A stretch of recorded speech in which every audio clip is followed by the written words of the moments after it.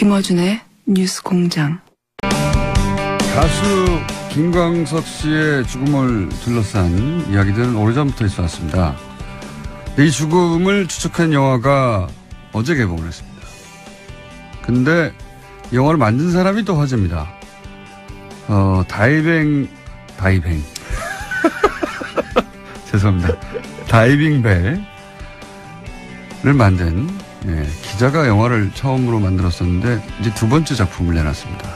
이상호 기자 스튜디오에 직접 나오셨습니다. 안녕하세요. 네, 안녕하십니까. 이상호입니다. 김광석 씨 죽음을, 이 영화는 죽음을 추적하는 거죠. 그렇죠. 김광석 씨를 가수로서 기리는 영화가 아니라. 기려야죠. 일단 누군지 알아야 되니까. 지금 20대 분들은 잘 모르세요. 네, 그렇죠. 물어보니까. 일단 그분이 얼마나 위대한 가수인지, 노래가 얼마나 좋은지를 보여드리고 시작하죠. 일단. 네. 하지만 영화의 주 테마는 김광석 씨의 죽음이 이상하다는 거잖아요. 이상한 정도가 아니라 자살이 아니고 100%. 네. 타살이다. 이제 잘 모르시는 분들을 위해서 잠깐 요약하면, 목을 매서 자살했다. 한마디로 말해서. 어느 날 갑자기. 네. 그때 당시는 어마어마한 화제였습니다. 네, 큰 화제였고. 그리고 이제 부인이 당시에 이제 자살인 이유에 대해서 언론 인터뷰를 많이 했었고. 그리고 나서 이상하다는 얘기 그때부터 있었어요. 네. 처음부터. 하지만 그 자살이라는 게 뒤엎어지지 않고 그냥 자살로 끝났죠. 사건은. 몇 년 전이죠, 벌써? 21년 됐습니다. 예. 21년 만에 그 죽음이 이상하다고 이걸 추적하게 된 첫 번째 계기가 뭡니까? 제가 물먹은 사건이에요. SBS에서 특정을 했죠. 네. 야근에. 예. 그리고 제가 혼찌엄이 나와서 이제. 그때만 하더라도 이제. 수습기자였습니다. 수습기자였지 않습니까? 근데 기억이 굉장히 남는 사건이었군요. 그럼요, 아팠죠. 네. 물 먹으면 혼나죠, 그때 당시. 혼나는 정도가 아니라 육두문자 날라오죠. 그래서 오히려 사건이 끝났음에도 불구하고 혹시 남은 게 없나 계속 따라가 봤다. 장례식 내내 장례식장에 있었어요. 네. 그리고 따라가 봤고. 네. 그러니까 지난 20여 년간 계속해서 이것은 이상한 사건이라는 게 머릿속에 떠나지 않았군요. 그렇죠. 당시에 상식적으로 접근하면 다 이상했어요. 근데 워낙 이제 그 부인께서 자살이다라고 강변을 하셨고. 자살의 동기나 여러 가지 얘기하셨죠. 네, 우울증, 그리고 여자 관계, 이런 것들을, 제시하셨고, 대서특필되면서 이제 묻혀버렸죠. 네. 그런데 취재를 해보니까 둘 다 사실이 아니야. 그리고 오히려 반대야. 그거를 머릿속에 계속 담고 있다가, 이제는 이 이야기를 꼭 풀어야 되겠다. 생각하시고 그 형식을 영화로 잡으신 거죠, 이제. 그러니까 MBC에 있을 때도 계속 이걸 보도를 추진했었어요. 네. 왜냐하면 주변 분들이 이제 제가 물먹어서 열심히 만회하려고 취재하는 기자 이걸 아시고 주변 분들이 제보를 계속 해주셨어요. 수년 동안. 그래서 이제 카메라 출동 사실은 2580 이런 프로에서 보도를 추진했는데 100% 이건 소송이 들어오는 사건이니까 보도를 못했죠. 근데 이제 회사 잘리고 나서. 네. 이제는 소송을 당해도 회사가 아니라 내가 당하는 거니까. 제가 뒤집어 쓰면 되니까. 네. 알겠습니다. 자, 그러면 이것은 이상호 기자의 주장이라는 걸 전제로 하고, 네. TBS는 상관이 없습니다. 네. 근데 이게 주장은 아니고요. 네. 100% 팩트로. 네. 이건 당연히. 네. 팩트만 추려서. 근데 영화를 보실 분들을 위해서 스포일러를 빼고 그러면, 팩트로 기반해서 이 영화가 주장하는 김광석 씨 죽음의 의문점. 몇 가지만 얘기해 주세요. 스포일러가 되겠는데요. 네, 이 밖에도 많은 증거들이 영화 속에 전편에 심어 있기 때문에 몇 가지만 주요한 걸 말씀드리면 기본적으로 여자 관계 때문에 사망했다, 자살했다라고 하는데. 첫 번째 나왔던 이야기니까. 그 주장. 네. 근데 알고 보니까 반대더라고요. 네. 그렇군요. 예. 그리고. 그건 자세히 얘기하지 마시고. 인사에 관한 얘기는 반대였다, 어쨌든. 네네. 예. 그리고 우울증 약. 그거는 어떻게 확인이 된 겁니까? 크로스 체크했고, 본인 부인분. 네. 진술도 받아냈고. 그렇군요. 네. 예. 그리고요. 그리고 우울증 약도, 부검 결과 확인되지 않았고. 우울증 약을 복용하고 있었다고 했는데. 실제 부검 결과 우울증 약이 나오지 않았다? 네. 그리고 가장 또 중요한 것 중에 하나인데 목에 3번 정도 목에 줄을 감아서 예. 누운 채 발견됐다. 예. 라고 이제 최초 목격자인 부인께서 말씀하셨는데. 근데 그 대목에서 사람들이 다 이상하게 저도 기억이 이제 얼핏 나는데. 네. 목을 맸다면 이제 목이 메어진 채 발견됐어야 되는데. 그렇죠. 발견했을 때 이미 누워 있었다. 이상했거든요, 그때도. 예. 그러니까 이게 목을 매서 대롱대롱 매달린 상태가 아니었고 예. 목을 맨 채 계단에 누워 있었다고 했거든요, 부인께서. 예. 그런데 이제 이미 현장을 훼손한 상태에서 119를 불렀어요. 그러니까 예. 무슨 말이냐면 목에 줄을 풀고 예. 자기가 한 20분 정도 CPR을 하고 예. 그래도 안 살아나니까 이제 119를 불렀다 이렇게 진술했거든요. 예. 처음 발견할 때 근데 이제 소위 목을 매단 채가 아니었다는 것부터 이제 시작하는 거죠. 그렇죠. 예. 예. 그게 전 기억이 납니다. 예, 예. 여하튼 3바퀴를 돌렸다고 했으면 목에 줄이 3개 남아 있어야 되거든요. 눌린 자국이. 줄에 의해서 눌린 자국 3개가 있어야 하는데. 그렇죠. 예. 근데 저희가 확인해 보니까 줄이 1개고 그나마 목 뒤쪽에는 줄이 없더라고요. 아, 목 뒤쪽에는 흔히 남아있지 않았다. 그렇죠. 사큰이라고 하는데. 네. 그렇다면 그 경우에 어떤 의미입니까? 라고 저희가 법의학자분들 만나서 여쭤봤더니 네. 그거는 누군가 뒤에서 교살, 목을 졸랐을 때 줄이 교차되잖아요. 그렇죠. 그러면서 그 정도 간격이 뜬다. 라고 말씀하시더라고요. 아하. 그러니까 목을, 스스로 맸다면 흔히 다 이렇게 완전히 남아야 되는데 꼭 조여야 되니까요. 네. 남는 구석이 있다는 건 목이 안 조였다는 거니까. 그건 그 피가 통하죠, 그러면. 네. 그런데 이거는 손으로 잡고, 뒤에서 목을 졸랐을 때 네. 손을 잡은 줄이 교차되니까 네, 손이 또 잡아야 되고. 그 부분이 남지 않게 되는 것이고 네. 그런 걸로 수정된다. 그거는 뭐 대단히 유력한 일단 자살이 아니라는 거죠. 네. 네. 그러니까 뒤에서 누군가 목을 졸랐을 가능성에 대해서 얘기하는 거 아닙니까 지금? 그렇죠. 더구나 그렇다면 그 연약한 여자의 몸으로 혼자서 어떻게 그러느냐라고 의문을 제기하실 수 있는데 당시 현장에 전과 10범 이상 강력 범죄 경력이 있는 부인의 오빠가 계셨다. 아, 이거 굉장히 소송을 바로 당하실 내용이네요. 네. 뭐 취재된 팩트고 네. 그리고 현재 공소시효가 만료됐어요. 그래서 실체적 진실을 밝히는 방법 중에 하나가 그 부인께서 저한테 소송을 걸어주시는 거거든요. 오히려 이 김광석 영화는 좀 도발입니까? 도발은 아니고 팩트를 통해서 확인하기 위한 도발입니까? 말하자면 그렇게도 해석하셔도 좋겠네요. 근데 네. 뭐 소송을 안 하셔서 대단히 이상하게 생각을 하고 있어요. 지인들 사이에서도 타살 가능성에 대한 얘기가 오래전부터 나왔다는 얘기를 간간히 들었어요. 네.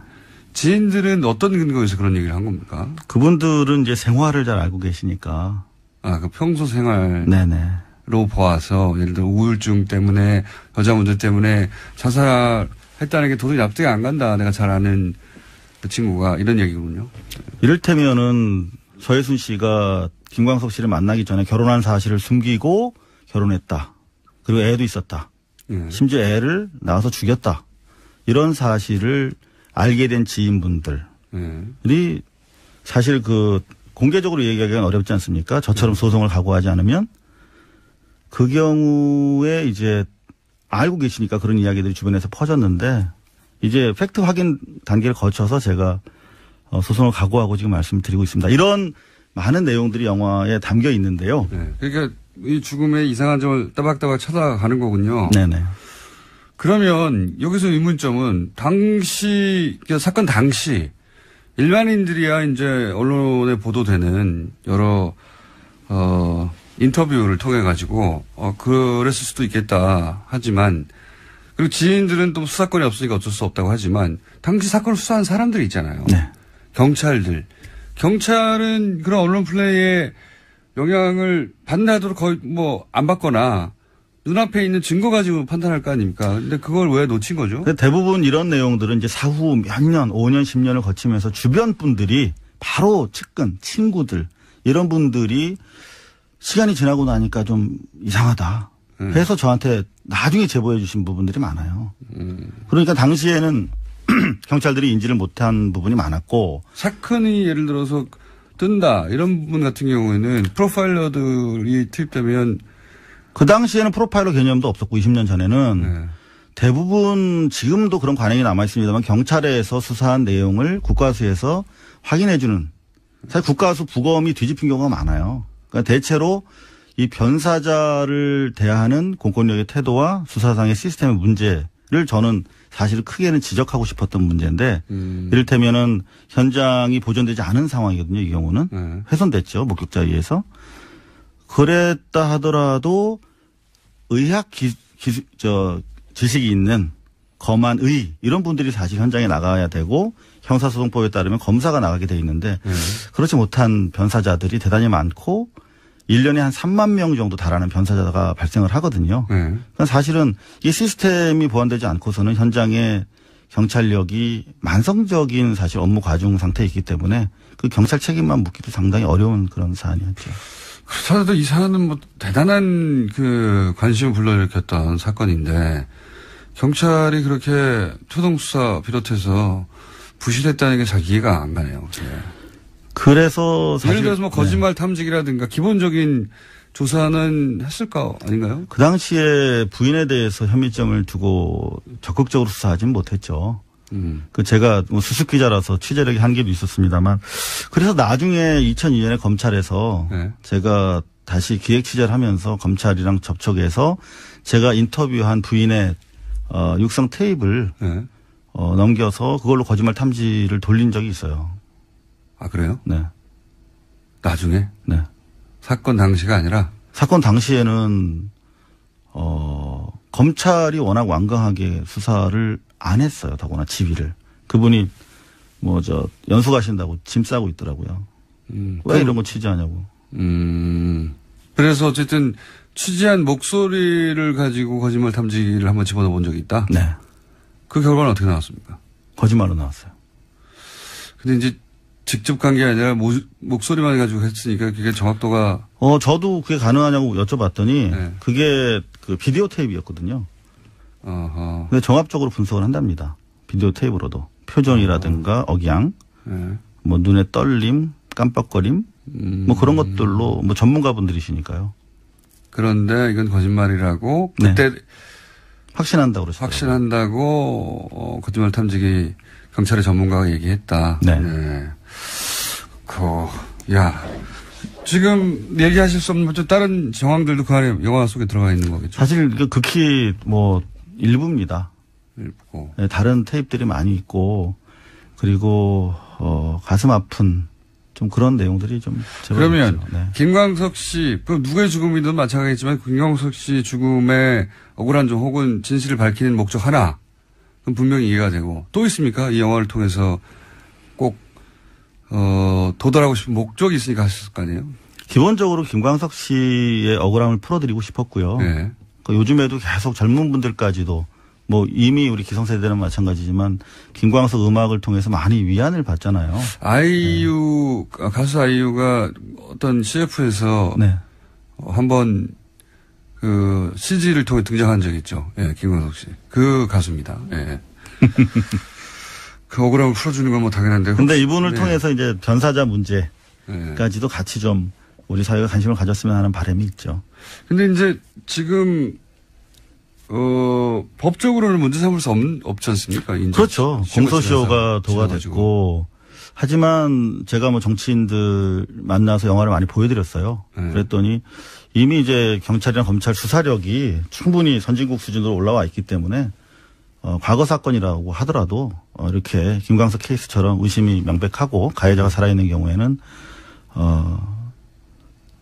가해 혐의자가 살아있는 경우에는 수사할 수 있도록 법을 고칠 수 있다. 다만 여론이 좀 뒷받침돼야 한다. 이런 사건의 경우에는 특별법을 만들거나 해서 공소시효 문제를 해결하고 재수할 수도 있지 않겠느냐. 근데 이게 이제 정치인 한두 명이 주장해서 될 일이 아니다. 그렇죠. 네. 어제 개봉했죠? 네, 했습니다. 네. 근데 영화 나온 걸 아직 잘 모르셔가지고 네. 더구나 이제 이게 좀 사건으로 이렇게 비춰지다 보니까 재미없지 않을까. 근데 제가 다이빙배를 지난번에 만들었잖아요. 네. 그리고 나서 사실 반성을 많이 했습니다. 아, 영화를 내가 못 만들었구나. 네, 제가 한마디만 하자면 네. 감독이 너무 많이 나와요. 그래서 음악 영화 형식으로 풀어냈어요. 그러니까 6곡의 노래를 썼는데 실제로 김광석 씨가 처했던 삶의 현장 속에서 그 노래들이 다시 나오면서 다시 노래들을 발견했다. 영화적 완성도가 훨씬 올라갔다. 다이빙 배를 생각하지 마시라. 두 번째 감독으로 훨씬 더 높은 완성도다. 예. 자, 이제 가시기 전에 MBC 사태에 대해서 한마디만 하고 가시죠. 영화 공범자들이 좀 크게 역할하고 있다고 생각해요. 예. 영화가 사회를 변혁하는데 얼마나 역할할 수 있는가. 현실 사태와 굉장히 시너지를 서로 내면서. 교호하죠. 예. 그런 차원에서 우리 김광석도 예. 공범자들의 성과를 이어나갈 수 있는 그리고 그런 공소시효 영화가 됐으면 문제도 좋겠다. 이참에 네. 공소시효가 특히 살인사건에 같은 경우에 공소시효가 있다는 게 너무 불합리하다는 얘기 많이 하거든요. 최근 살인사건은 이제 공소시효가 없어졌어요. 2000년 이전인가요? 그렇죠. 예. 네. 그건 안 되잖아요, 아직도. 네, 안 되죠. 근데 2000년 이전에 발생한 거 아닙니까? 그렇죠. 딱 마침. 그래서 이 영화가 공소시효 문제까지도 공론화하는데 기여했으면 하는 바람이 이상호 기자한테도 있을 것이고 영화 자체도 성공하길 이번에는 빕니다. 네. 블랙리스트에 올라갈 리가 없으니까 이번에는. 자, 여기까지 하고요. 네, 목표 관객수 도달하면 다시 한번 모시기로 할 텐데 목표 관객수가 많이 봐주시면 그걸로 만족하겠습니다. 네, 3,000명 정도로 되네요. 자, 저희는 반론권을 보장하고 있으니까요. 혹시 이 방송 내용 중에 나 그렇게 생각하지 않고 혹은 뭐 당사자가 직접 연락하시면 저희가 반론권을 드리겠습니다. 이상호 기자였습니다. 감사합니다. 네, 불러주셔서 감사합니다.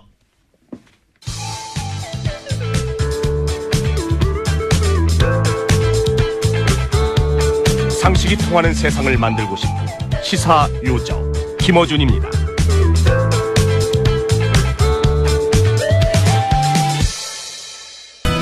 자, 오늘은 저희가 코너를 융합했습니다. 리얼미터 그것마저 알려주마 코너와 김진애 의원님 코너를 어떻게 하다 보니 융합시켜버렸어요. 그래서 두 분을 동시에 나는 하라는 대로 합니다. 자, 리얼미터 권수정 실장 나오셨습니다. 안녕하십니까? 네. 그리고 김진애 박사님 안녕하십니까? 안녕하세요. 네. 융합된 이유는 잠시 후에 나올 겁니다. 네. 자, 그래서 김진애 박사님이 저희가 이 리얼미터와 조사 결과 발표하는 와중에 중간중간에 들어오실 예정이시고, 그죠? 예. 그리고 본격적으로는, 그것마저 알려주냐, 주마, 정기조사 말고, 또 발음이 덜 세니까, 오늘 발음 좀 덜 세는 편인데, 읽는 게 안 되네요. 단어 읽는 게. 자, 그것마저 알려주마. 두 번째 조사 발표할 때 아마도 김진애 박사님이 본격적으로 등장하실 것 같습니다. 자, 정기조사 어떻습니까? 네, 문 대통령이 지난 2주 연속 올랐는데요. 소폭 하락했습니다. 0.5%포인트 소폭 내려서 73.4%를 기록했고요. 이게 이제 발표할 내용이 별로 안 된다고 생각하는데, 뭐 0.5% 오르고 0.5% 내리고, 뭐, 그냥 가만히 있는 거예요, 사실상.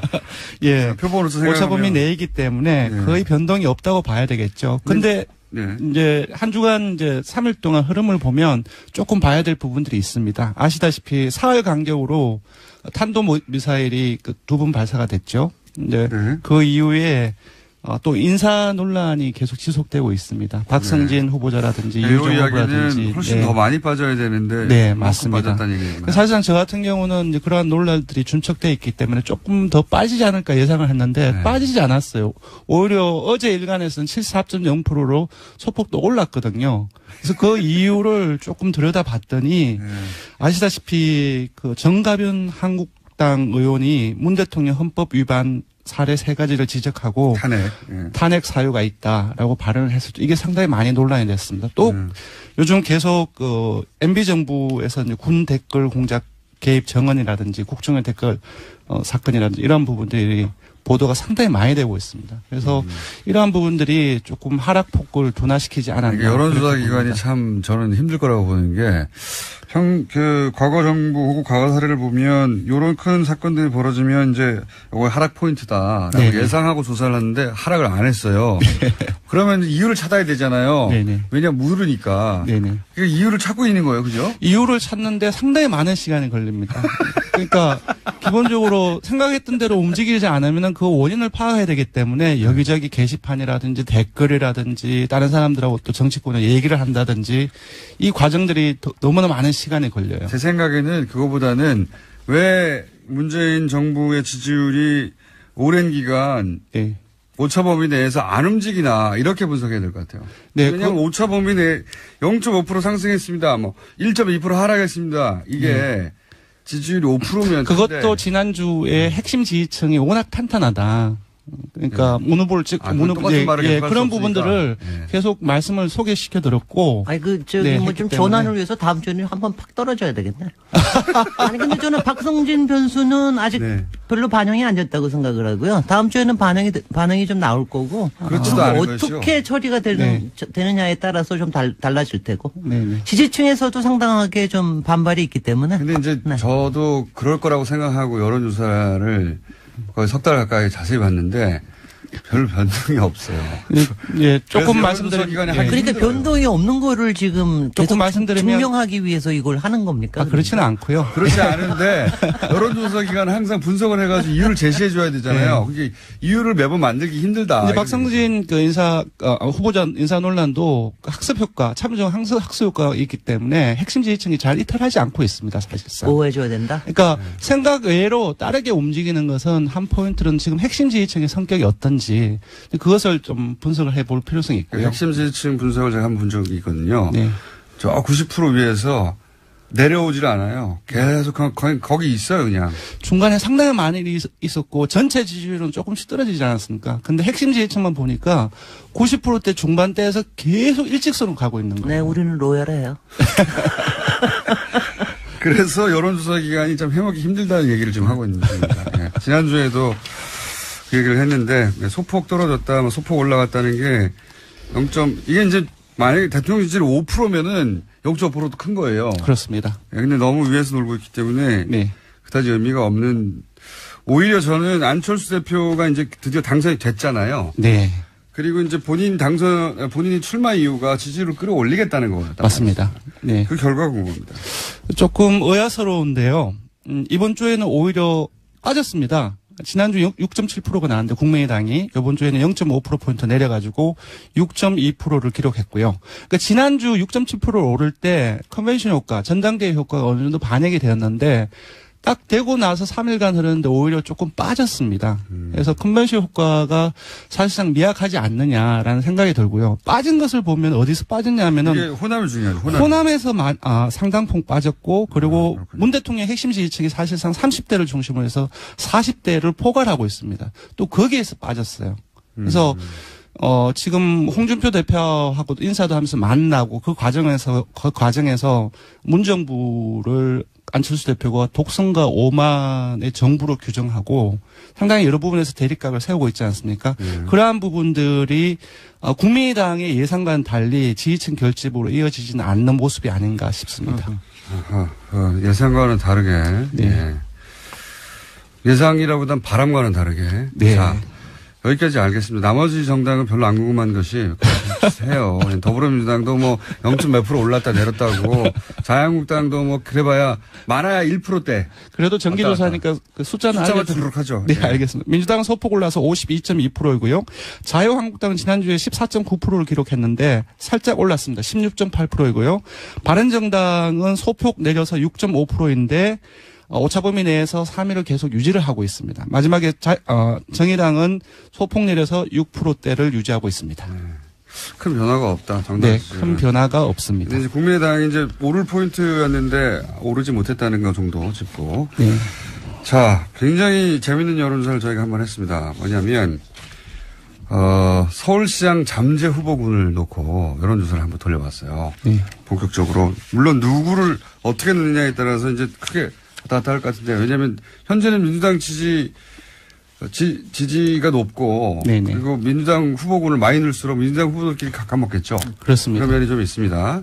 자, 일단 조사 발표해 주시죠. 내용을. 네. 2강 2중 6약 구도로 나왔습니다. 민주당이 상당히 강세로 나왔고요. 그리고 민주당 지지층과 문재인 대통령 지지층의 지지를 받는 박 시장이 강세로 나타났습니다. 숫자를 전해드리면요. 박 시장이 26.3%로 1위로 나왔습니다. 그리고 오차 범위를 살짝 벗어나서 이재명 성남시장이 19.5%로 2위로 나왔습니다. 그래서 오차 범위를 살짝 벗어났기 때문에 지금 현재로는 이제 양강이 아닌가 싶고요. 그리고 여기서 이제 궁금한 점이 하나 있어요. 네. 김진일 박사님한테. 네. 한마디 하실 타이밍인데. 왜? 저는 이재명이 왜 들어갔는지 모르겠는데 원래 안 들어오기로 했잖아. 누가 집어넣은 거야 이거? 그렇지는 않고요. 예. 누가 오케이 한 거야? 이재명 시장이 오케이 했나요? 이재명 시장이 경기도지사도 계속 거의 굳어졌다라고 얘기했는데 공식적으로 발표는 하지 않았어요. 네. 네. 공식적으로 발표는 하지 않았지만. 네. 제가 듣기로는 아직도 박원순 시장이 서울시장 3선 도전을 한다면 네. 본인은 서울시장 도전할 생각이 없다. 그러면 전제는 박원순 시장이 서울시장 도전을 하느냐잖아요. 그거를 아직 확실하게 하질 않았죠. 그런데 네. 이제 최근에 인터뷰에서 본인은 중국집에 가면 요즘 3선 짜장면 시킨다고 했어요. 정말 박 시장께서 그러셨나요? 네. 이게 이제 다른 사람이 하면 재미없을 텐데 박원순 시장이 하니까 워낙 썰렁한 분이라. 예. 아니 그래서 12월 달쯤에 이제 확실하게 얘기를 하시겠다고 그랬는데 그래서 아마 이번에 이재명 시장도 넣어서 한 모양인데 글쎄. 저는 뺏어야 하는 게 맞다고 생각드는 게 박원순 시장이 3선 짜장만 드신다는데 그럴 경우는 이재명 시장은 자기는 다른 곳에 도전하겠다고 했으니까. 정치라는 것이 여러 가지 변동성이 있기 때문에 지금 구도가 나오지 않은 상태에서. 근데 오늘 이거 발표하면 이재명 시장이 굉장히 흥분하시겠는데. 생각이 달라질 수 그렇죠. 있겠는데. 오차범위 살짝 벗어나는 좀 거의 양강이니까. 그런데 이거는 저는 또 왜 빼고 하는 게 맞다고 생각되냐면 만약에 그런 뜻이 그렇다면 정치인 본인의 뜻이 그렇다면 이렇게 넣음으로 해서 다른 후보들의 지지율을 흔들거든요. 네. 그렇죠. 네, 그러니까 이제 진짜로 전망하기 힘들어지는 부분이 생기는 거죠. 네. 근데 다른 후보들을 흔들 수는 있지만 지금 이제 정당 요인이 지방선거에 상당히 많이 작용을 하는데 정당별의 전체적인 규모를 줄이거나 그렇게 하지는 않는 것 같습니다. 민주당을 보면 다 합치면 54.7%고, 민주당 한국당 계열은 19.2%, 국민의당은 10.3%, 정의당 5.9%, 바른정당 2.8% 거의 제가 봤을 때는 넣고 빼고 크게 차이가 없을 거예요. 정당 지지율의 개인 경쟁이 약간 더해지거나 맞습니다. 그 정도군요. 그래서 이재명 성남시장이 빠진다 할지라도 전체적인 그런 부분들이 박원순 시장이라든지 그렇게 가서 전체적인 파이는 그럼 일단 이렇게 해보죠. 민주당 후보군으로 집어넣은 사람들만 따로 빼서 하면 어떻습니까? 그러면은 지난 6월 중순에 모 언론사 의뢰로 리얼미터가 그때도 한번 했습니다. 한 2달 조금 더 전이었죠. 네. 그때 박원순 시장이 1위로 나왔고요. 네. 조금 차이로 그때도 이재명 시장이 2위로 나왔습니다. 3위 거기까지는 예상이 가능한데 네. 3, 4위가 궁금한 거예요. 좀 차이가 좀 큽니다. 박영선 의원이라든지 그리고 추미애 현 대표라든지 한 자릿수로 나왔던 걸로 기억하고 있습니다. 이번에는 어떻습니까? 지금 이번에는 본선 한 문항만 물었는데요. 순위를 3, 4위로 일단 갈까요? 네. 민주당만 쭉 해보죠. 민주당만 말씀드리면은 정청래 민주당 전 의원이 4.5%로 민주당 내에서는 3위가 나왔습니다. 그리고 박영선 민주당 의원 같은 경우는 이제 서울시장 출마 의지를 내비치고 있지 않습니까? 4.4%로 0.1%포인트 초박빙으로 정청래 의원과 박영선 의원이 비슷한 정도네요. 네, 그렇습니다. 많이 1, 2위의 격차와 상당히 크죠. 여기서 이재명 시장이 만약에 안 나온다고 할 경우에 그 지지율을 정청래 전 의원이 가져가느냐, 박영선 의원이 가져가느냐로 갈리겠네요. 제가 봤을 때는 유권자들이 파악하는 현재 잠재 후보군들의 민주당의 이념적인 지향성 그런 것들을 봤을 때 이재명 성남시장이 드랍을 한다고 한다면 거의 대부분이 박원순 현 시장으로 갈 것이고 일부 정청래 의원 그리고 박영선 의원 쪽으로는 가는 부분들이 일부는 있겠지만 상당히 미약하지 않나 그렇게 예상해 봅니다. 지층으로 봤을 때? 네, 그렇습니다. 네. 그렇군요. 자, 정청래 의원을 놀릴 거리가 하나 생겼네요. 그리고요. 근데 정청래 의원은 4.5% 나온 거는 상당히 제가 봤을 때는 선전한 결과가 아닌가 싶습니다. 뜬금없이. 뜬금없지는 않죠. 왜냐하면 사실상 지명도로 봤을 때는 거의 전국구 의원이라고 할 수도 있고. 하지만 서울시장에 이렇게 네. 등장하는 건 뜬금없습니다. 갑자기. 네. 네. 다른 TV 효과. 갑자기 부상한 거거든요. 자, 그렇고 네. 자유한국당 후보 중에는 아니 근데 정말 민주당 안에는 없어요? 추미애 대표는 안 들어갔어요? 추미애 대표 같은 경우는 지난번 6월 중순에 저희들이 조사를 했을 때 좀 간접적인 통로로 당대표 할 일이 너무 많은데 지금 시기에서는 조금 그런 부분들이 조금 부담이 된다. 빼달라고 요청했나 그런 부분들이 있었습니다. 네. 그다음에 자유한국당 후보군 중에는요?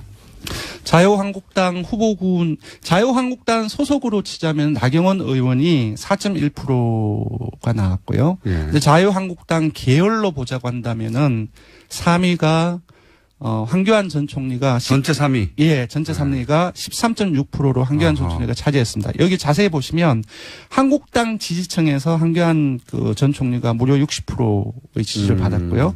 그리고 19대 대선에서 홍준표 후보에게 투표한 사람들을 에게서 봤더니 거의 비슷하게 58%였는데 한 60%도 나왔어요. 그러니까 지금 한국당 지지층의 사람들은 황교안 전 총리를 자기 사람으로 생각을 하고 이 정도 압도적인 그 지지를 보낸다는 것은 사실상 서울시장 대안으로서 황교안 전 총리밖에 없지 않나라고 이제 그쪽 지지층의 유권자들은 생각을 하고 있지 않나 싶습니다. 황교안 전 총리는 대선 후보군일 때 정도 지지율이 나왔네요. 그러니까 네. 10%. 그렇습니다. 예. 네. 경선하면 이기겠네. 자유한국당 내에서. 글쎄. 예, 그럼 입당해야 되는 거겠죠. 네. 경우에는 무소속으로 나와서는 안 될 것이고. 네. 자, 자유한국당에서는 한 13% 정도로 황교안 전 총리가 그리고 나경원 의원이 4.1%로 전체 8위가 나왔고요. 그리고 김성태 자유한국당 의원이 1.5%로 10위가 나왔습니다. 그거는 뉴스공장 효과. 그런가요? 네. 뉴스공장에서 자꾸 세탁하고 띄워주고 그런다면서요. 그런가요? 1.5%도 사실상 낮은 지지율은 아닙니다, 사실상. 글쎄, 정치인이 어마어마하게 많으니까요. 네. 이름이 오른 자체가. 아니, 그리고 솔직히는 김성태 의원은 제 생각인데, 다시 자유한국당 안 돌아갔으면은, 바른 정당에서 그 후보도 될 수 있었을 것을. 저도 그렇게 생각합니다. 글쎄. 네. 참, 바보지. 다음 주에는 바보같이. 네. 어리석은 선택이었습니다. 네. 그 대목을 저희가 따가지고 다음 시간에 들려드리겠습니다. 바보같이라고. 본인은 뭐 후회할지 후회하지 않을지는 모르겠습니다만 여하간 1.5%로 어떤 순위 안에 있습니다. 어쨌든 10위권 안에. 자. 그리고 이제 바른정당 후보군이 없네요, 현재. 바른정당 바른정당 이전에 국민의당을 말씀을 드리면 안철수 국민의당 대표가 현재 대표죠. 당대표 경선 과정에서 서울시장 출마 관련해서 많은 얘기가 되는데 그때는 부정을 하지 않았습니다. 그래서 그렇죠. 조사에 집어넣었고 10.3%로 황교안 전 총리에 의해서 4위를 차지했습니다. 생각보다 굉장히 근데 이 조사 기간이 지난주 평일 5일 하고 이번 주 5월화 7일 동안 진행된 거거든요. 근데 지난주를 되돌아보시면은 TV 토론이라든지 당대표 경선 관련해서 언론 노출 효과가 상당히 컸습니다. 그런 것들을 감안했을 때는 조금 아쉬운 결과가 아닌가 싶고요. 다만 이제 지난 6월 중순의 조사 결과에 비해서는 그때는 한 7% 정도가 나왔거든요. 한 3%포인트 정도 올랐습니다. 컨벤션 효과를 요 정도, 3% 정도 봤다고 해요. 네, 그렇게 봐야 되지 않나 싶습니다. 바른정당 이혜원 대표가 8위네요. 예, 바른정당 이혜원 대표는 2.8%로 전체 9위가 나왔고요. 6월 중순에서는 유승민 의원을 넣었는데 그때는 한 10%가 넘었어요. 근데 유 의원이 전 안 나간다라고 선언을 했기 때문에 넣기가 힘들었다. 예. 자, 박사님 총평을 한번 해주시자면요. 네. 뭐 총평할 게 뭐 있어요? 없어요? 네. 아니, 그럼 이렇게. 총평은, 총평보다는 개별평이라고 할 수 있는데. 네. 오늘 갑자기. 일단은 자유한국당 걱정부터 좀 해주면. 네. 정치동권 하고 싶다 하셔가지고. 지방선거라고 하는 게 사실은 여러 가지 지금 트라우마가 있긴 하지만 자유한국당 이른바 보수들이 좀 이제 다시 한번 비전도 보여주고 자기들도 뭉치고 해야 되는데 지금 황교안에 매달리는 심정은 확실히 알겠어요. 뭐 그건 알겠는데 황교안과 저게 되겠습니까? 그리고 그 황교안은 일단 보세요. 그 내부에서야 경선에서 이길지 모르지만 우리가 저기 하면 일단은 박근혜하고 떨어질 수 없는 사람 아니에요. 근데 그런 사람이 되겠습니까? 뭐 그것보다 더 많은 얘기를 할 수 있지만 뭐 별로고요. 그 다음에는 이제 그 다음에 그 안철수 10% 나왔다는 게 뭐 사실 굉장히 작게 나온 편이었는데 아니 뭐 본인은 많이 걱정하실 거예요. 대표도 그리고 뭐 부산시장 얘기도 하고 뭐 등등히 하는데 근데 저는요. 이거 뭐냐면 저는 문제를 찾아내는데 굉장히 제가 지적을 하는 게 한데 좀 그러니까 안철수 뒤에 시장이 붙는 게 어울려요? 나는 왜냐하면 예전에 박근혜 뒤에 네. 시장이 붙는 게 전혀 안 어울렸다고 다들 그랬거든요. 박근혜 보고 행정경험 필요해서 뭐 시장도 한번 뭐 도지사나 이런 얘기했지만 전혀 안 어울렸죠. 대중들 속에 이제 그 정치인이 가진 포지션이 네. 맞냐 시장이 맞냐 안 맞냐. 그러니까 박근혜 네. 시장이 안 어울렸듯이 저는 안철수 시장도 굉장히 안 어울린다고 봅니다. 그리고 안철수 정치인으로서의 안철수, 뭐 인간으로서 안철수, 시민으로서 안철수는 박원순 시장을 등단시키고 이기게 만드는 정말 혁혁한 공을 세우셨기 때문에 저는 뭐 하여튼 그거를 인정하고 싶습니다. 서울시장으로는 맞지 않다 근데. 시장으로 저는 맞지 않다고 저는 생각을 합니다. 그냥 포지션이 안 맞는 것 같다 머릿속에. 포지션이 안 맞는 것 같아요. 이런 평론을 하고 싶어요. 아니 내가 하고 싶어서 하는 게 아니라 더 해요? 예, 더 하셔도 됩니다. 더 할 수도 있습니다. 네, 또 나머지 예를 들어. 아니 근데 왜 지금 저기 하는 게 노회찬이 안 나와서 제가 그렇죠. 노회찬이 안 나와서 제가 이거 봐 제가 노회찬을 얘기하는 이유는요. 노회찬은 국회의원도 올리고 노회찬 시장도 올리고 노회찬 도지사도 올리고 죄송합니다. 노회찬 대통령도 올려요. 지금 정당별로 가다 보니까 조금 빠졌는데 노회찬 의원이 5위를 차지했습니다. 네. 5위 전체 5위. 예, 그 안철수 그 대표 밑에인데 5.9%가 나왔어요. 네. 기억하실지 모르겠지만 민선 5기 2010년이었죠. 네. 그 오세훈 시장이 될 때 그때 노회찬 그 의원이 나왔어요. 나왔죠. 그때 3.3% 정도를 득표를 했습니다. 그 지금 5.9%이고 그리고 지난 그 직전의 대선에서 그 심상정 그 대표가 얻은 득표를 생각을 한다면은 만약에 그 내년에 나온다면 서울시장으로 상당한 좀 선전을 할 가능성이 높다라는 생각이 듭니다. 그때 지난번에 여기 나오셔서 안 나오신다는 얘기 하셨죠. 본인은 지금 나올 생각이 없다고. 경남에 계시다. 그런데 저는 정말 진보 정당의 분이 그 광역시장이나 도지사나 정말 한번 제대로 하는 거 참 보고 싶어요. 자, 네. 시간 1분밖에 안 남았기 때문에 이번 뒤 시간이 없으니까 걔부터 말하고 나머지 시간을 쓰도록 하죠. 빨리 얘기해 주세요. 네, 조사 개요로 말씀드리겠습니다. 대통령 정당 지지율 정례 조사는 TBS 의뢰로 전국 19세 이상 성인을 대상으로 8월 28일부터 30일 사흘 동안 전화면접 자동응답 혼용 방식으로 실시했고요. 최종 완전 응답자는 1,521명입니다. 표본 오차는 95% 신뢰 수준 플러스 마이너스 2.5%포인트, 응답률은 5%입니다. 그리고 서울시장 후보 적합도 조사는 역시 TBS 의뢰로 서울시 거주 19세 이상 성인을 대상으로 8월 21일부터 29일까지 평일 7일 동안 전화면접 자동응답 혼용 방식으로 실시했고 최종 완전 응답자는 893명입니다. 표본 오차는 플러스 마이너스 3.3%포인트, 응답률은 5.1%입니다. 이렇게 길어. 시간이 다 먹었네. 이거 녹음해서 오세요, 앞으로.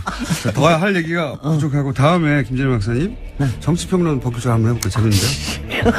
권수정 실장 김진일 박사님이었습니다. 안녕. 고맙습니다. 네. 그리고 나서 이상하다는 얘기 그때부터 있었어요. 네. 처음부터.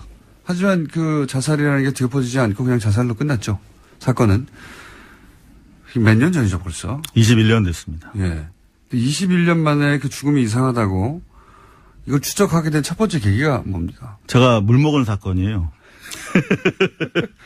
네. SBS에서 특정을 했죠. 네. 야근에. 예. 그리고 제가 혼찌엄이 나와서 이제 그때만 하더라도 네. 이제 수습기자였습니다. 수습기자였지 않습니까? 네. 근데 기억이 굉장히 남는 사건이었군요. 그럼요, 아팠죠. 네. 물먹으면 혼나죠, 그때 당시. 혼나는 정도가 아니라 육두 문자 날라오죠. 그래서 오히려 사건이 끝났음에도 불구하고 혹시 남은 게 없나 계속 따라가 봤다. 장례식 내내 장례식장에 있었어요. 네. 그리고 따라가 봤고. 네. 그러니까 지난 20여 년간 계속해서 이것은 이상한 사건이라는 게 머릿속에 떠나지 않았군요. 그렇죠. 당시에 상식적으로 접근하면 다 이상했어요. 근데 워낙 이제 그 부인께서 예. 자살이다라고 강변을 하셨고. 자살의 동기나 뭐 여러 가지 얘기하셨죠. 네, 우울증, 그리고 여자 관계, 뭐 이런 것들을 제시하셨고 대서특필되면서 이제 묻혀버렸죠. 그런데 취재를 해보니까 둘 다 사실이 아니야. 그리고 오히려 반대야. 그거를 머릿속에 계속 담고 있다가 이제는 이 이야기를 꼭 풀어야 되겠다 생각. 김어준의 뉴스 공장. 가수 김광석 씨의 죽음을 둘러싼 이야기들은 오래전부터 있어 왔습니다. 이 죽음을 추적한 영화가 어제 개봉을 했습니다. 근데 영화를 만든 사람이 또 화제입니다. 다이빙. 죄송합니다. 다이빙벨을 만든 기자가 영화를 처음으로 만들었었는데 이제 두 번째 작품을 내놨습니다. 이상호 기자 스튜디오에 직접 나오셨습니다. 안녕하세요. 네, 안녕하십니까. 이상호입니다. 김광석 씨의 죽음을 이 영화는 죽을 추적하는 거죠. 그렇죠. 김광석 씨를 가수로서 기리는 영화가 아니라. 기려야죠. 일단 누군지 알아야 되니까. 지금 20대 분들은 잘 모르세요. 네, 그렇죠. 물어보니까. 일단 그분이 얼마나 위대한 가수인지, 노래가 얼마나 좋은지를 보여드리고 시작하죠. 일단. 네. 하지만 영화의 주 테마는 김광석 씨의 죽음이 이상하다는 거잖아요. 이상한 정도가 아니라 자살이 아니고 100%. 네. 타살이다. 이제 잘 모르시는 분들을 위해서 잠깐 요약하면 목을 매서 자살했다. 한마디로 말해서 어느 날 갑자기. 네. 그때 당시는 어마어마한 화제였습니다. 네, 큰 화제였고 그리고 이제 부인이 당시에 이제 자살인 이유에 대해서 언론 인터뷰를 많이 했었고 그리고 그 형식을 영화로 잡으신 거죠 이제. 그러니까 MBC에 있을 때도 계속 이걸 보도를 추진했었어요. 네. 왜냐하면 주변 분들이 이제 제가 물먹어서 열심히 만회하려고 취재하는 기자. 네. 이걸 아시고 주변 분들이 제보를 계속 해주셨어요. 수년 동안.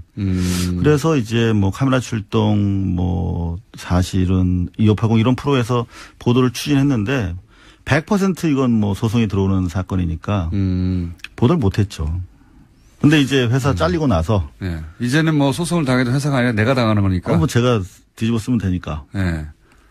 알겠습니다. 자, 그러면 이것은 이상호 기자의 주장이라는 걸 전제로 하고, 네. TBS는 상관이 없습니다. 네.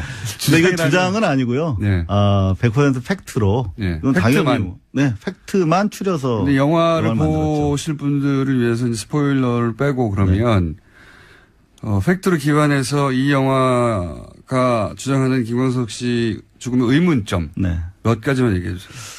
뭐 스포일러가 되겠는데요. 네, 이 밖에도 많은 뭐 증거들이 영화 속에 전편에 심어 있기 때문에 몇 가지만 주요한 걸 말씀드리면 기본적으로 여자 관계 때문에 사망했다, 자살했다라고 하는데 첫 번째 나왔던 이야기니까 그 주장. 네. 근데 알고 보니까 반대더라고요. 네. 그렇군요. 예. 그리고 그건 자세히 얘기하지 마시고 인상에 관한 얘기는 반대였다 어쨌든. 네네. 예.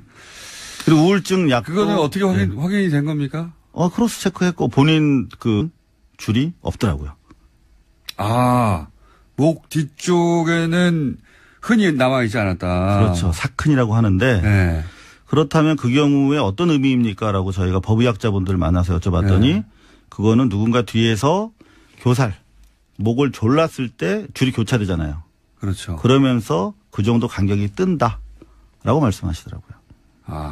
그러니까 목을 스스로 맸다면 흔히 다 이렇게 완전히 남아야 되는데 꼭 조여야 되니까요. 네. 남는 구석이 있다는 건 목이 안 조였다는 거니까. 그럼 그 피가 통하죠, 그러면. 네. 그런데 이거는 손으로 잡고 뒤에서 목을 졸랐을 때 손을 잡은 줄이 교차되니까 손이 또 잡아야 되고. 그 부분이 남지 않게 되는 것이고 그런 걸로 수정된다.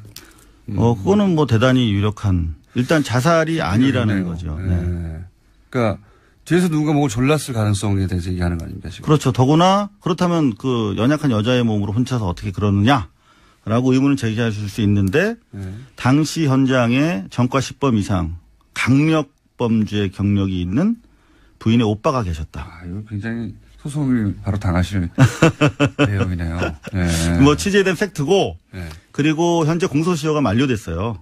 그래서 실체적 진실을 밝히는 방법 중에 하나가 그 부인께서 저한테 소송을 걸어주시는 거거든요. 오히려 그 부인분 네 진술도 받아냈고. 그렇군요. 네. 네. 그리고요. 그리고 우울증 약도 부검 결과 확인되지 않았고. 우울증 약을 복용하고 있었다고 했는데 네. 실제 부검 결과 우울증 약이 나오지 않았다. 네. 그리고 가장 또 중요한 것 중에 하나인데 목에 3번 정도 목에 줄을 감아서 누운 채 발견됐다. 라고 이제 최초 목격자인 부인께서 말씀하셨는데. 근데 그 대목에서 사람들이 다 이상하게 저도 기억이 이제 얼핏 나는데. 네. 목을 맸다면 이제 목이 메어진 채 발견됐어야 되는데. 그렇죠. 발견했을 때 이미 누워 있었다. 이게 이상했거든요, 그때도. 예. 그러니까 이게 목을 매서 대롱대롱 매달린 상태가 아니었고 목을 맨 채 계단에 누워 있었다고 했거든요, 부인께서. 그런데 이제 이미 현장을 훼손한 상태에서 119를 불렀어요. 그러니까 무슨 말이냐면 목에 줄을 풀고 자기가 한 20분 정도 CPR을 하고 그래도 안 살아나니까 이제 119를 불렀다 이렇게 진술했거든요. 처음 발견할 때 근데 이제 소위 목을 매단 채가 아니었다는 것부터 이제 시작하는 거죠. 그렇죠. 그게 전 기억이 납니다. 여하튼 3바퀴를 돌렸다고 했으면 목에 줄이 3개 남아 있어야 되거든요. 눌린 자국이. 줄에 의해서 눌린 자국 3개가 있어야 하는데. 그렇죠. 근데 저희가 확인해 보니까 줄이 1개고 그나마 목 뒤쪽에는